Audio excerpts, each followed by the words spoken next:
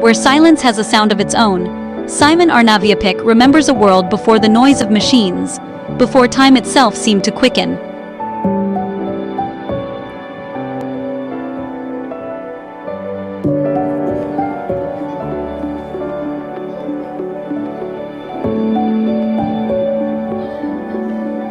We lived with the land. The snow taught us patience. The wind, it told stories. But now, those stories are fading. Arnaviapik's prose recalls not just his own childhood, but the memory of a community, a culture defined by respect for land and spirit.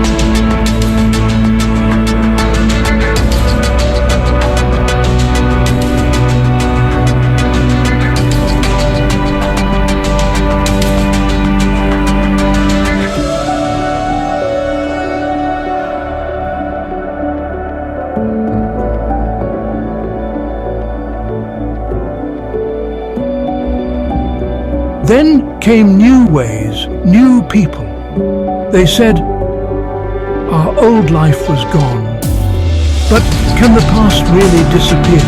Through this recollection, the author captures the clash between tradition and modernity, a theme central to post-colonial Canadian literature.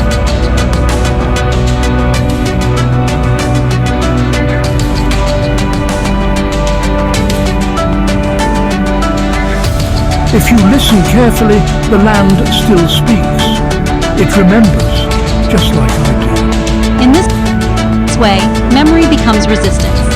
Arnaviapik's writing transforms personal nostalgia into collective survival, preserving the voice of a people history tried to silence. In remembering the old times, he teaches us that literature, too, can be an act of remembrance, a bridge between silence and speech.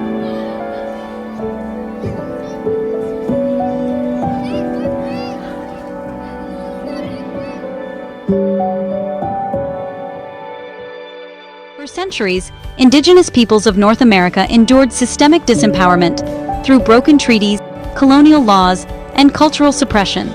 Yet their stories continue to resist erasure. Jeanette Armstrong, Okanagan author, activist, and educator, uses writing as a tool of cultural reclamation. She believes that storytelling empowers both communities and individuals. Armstrong's work reflects the painful history of systemic disempowerment. She shows how Native voices were silenced, yet resilience persisted through oral traditions, education, and writing. Lee Maricle's work explores how colonial policies disrupted Indigenous governance and social structures.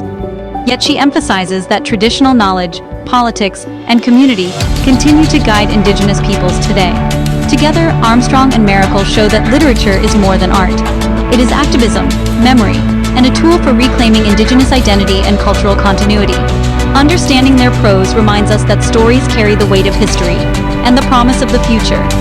In their words, we find both memory and... What defines justice? Is it the law written in books, or the rules passed down through generations in story and practice?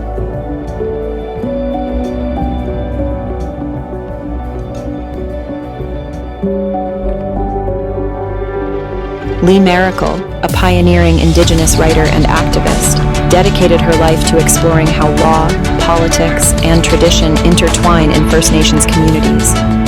She reminds us that Indigenous governance is rooted in consensus, story, and lived experience.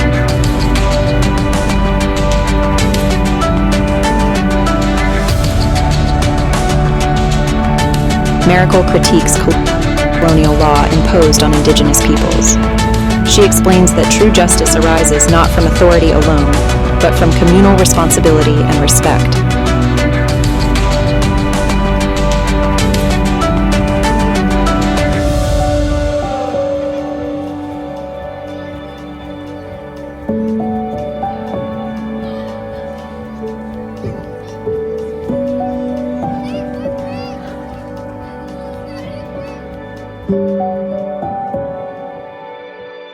Political structures, Maricle argues, should reflect Indigenous governance, where power is shared and consensus guides decisions, rather than imposed from the top.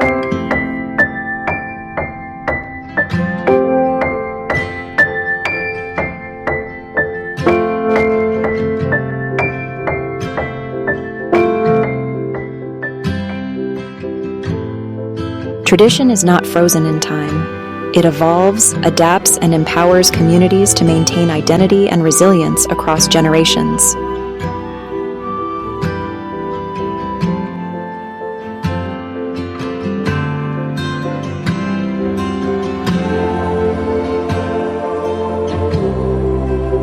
Miracle's insights remind us that Indigenous law and governance are dynamic and essential to understanding justice today. Recognizing these traditions strengthens both community and society.